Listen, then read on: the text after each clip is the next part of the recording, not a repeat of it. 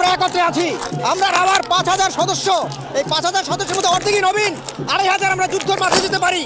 আর এর সাথে যদি 30 লাখ ছাত্র জনতা যোগ হয়, তাহলে ভারত তো দূরের কথা, আমেরিকাও আমাদের সাথে টিকবে না ইনশাআল্লাহ।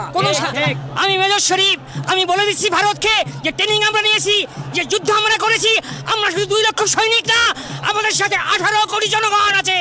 আমাদের ট্রেনিং, আমাদের দক্ষতা ভারতের চেয়ে অনেক বেশি। আমরা যদি একবার সাহস করে আমার দেশকে যুদ্ধ করবে, আমরা বলে দিচ্ছি 4 দিনের মধ্যে আমরা কলকাতা দখল করে নেব। আমরা দখল করে নেব, আসাম দখল করে নেব। সাবধান হয়ে যাও, আমরা এখনো বেঁচে আছি। আমরা অবসরপ্রাপ্ত সৈনিক, আমরা ট্রেনিং জমা দিয়ে নাই, আমরা আকাশ থেকে ঝাঁপ দিয়ে পড়তে পারি। আমরা কমান্ডো।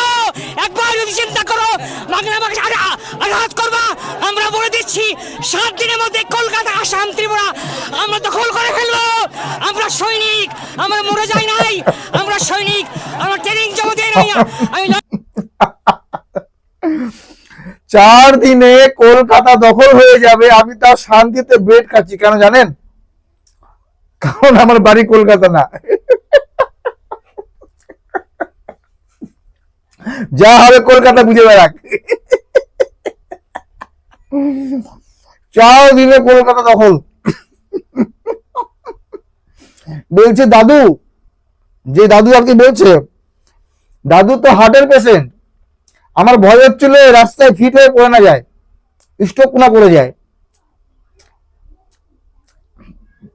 সত্যি কি বাংলাদেশের নেতা যারা বর্তমান সরকার, তারা কি ভারতের সঙ্গে যুদ্ধ চায়?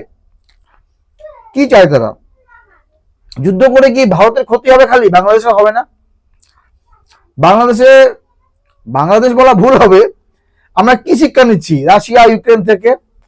কি শিক্ষা নিচ্ছি ইসরায়েল ফিলিস্তিন থেকে? কি শিক্ষা নিচ্ছি আমরা?